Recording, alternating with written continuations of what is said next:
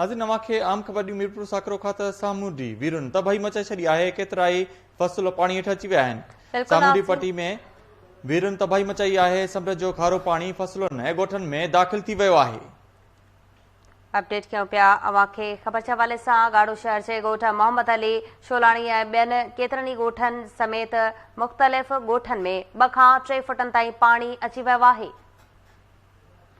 तफ़सील मालूम कंदासीं। लाइन ते मौजूद आहे केटी न्यूज़ रिपोर्टर एजाज़ शेख। जी एजाज़, कहिड़ा तफ़सील आहिनि? जी सबा बिल्कुल सामूंडी वीरन तबाही मचाए छॾी आहे। ॻाढ़ो वेझो यूनियन काउंसिल महल में सामूंडी वीरन तबाही मचाए छॾी आहे। केतिरा ई ॻोठ ऐं सवें एकड़नि ते बीठल ज़रिए फसल समुंड जे खारे पाणी हेठि रवासीन पारां पंहिंजी मदद पाण लॾ पलाण शुरू करे छॾी आहे।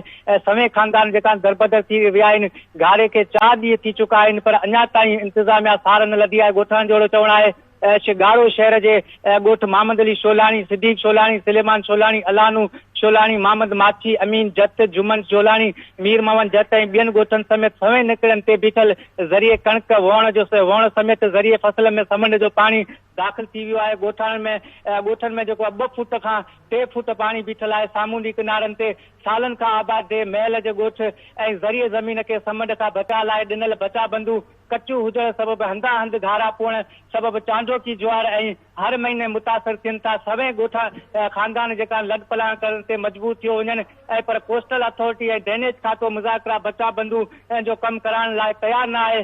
ॿिए तरफ़ हितां जे अहमद शोलाणी, नबी शोलाणी, मंसूर शोलाणी ऐं ॿियनि चयो आहे त ॻोठनि खे ॾिनल समुंड खां बचा बंदनि जो कमु जेको आहे कोस्टल अथॉरिटी ड्रेनेज खाते पारां न करण सबबि हर महीने जे चांडोकी ज्वार में समुंड पाणी करे जेको सवें ॻोठ मुतासिर थियनि था ऐं हाणे जेको लॾ पलाण करणु शुरू करे छॾी आहे।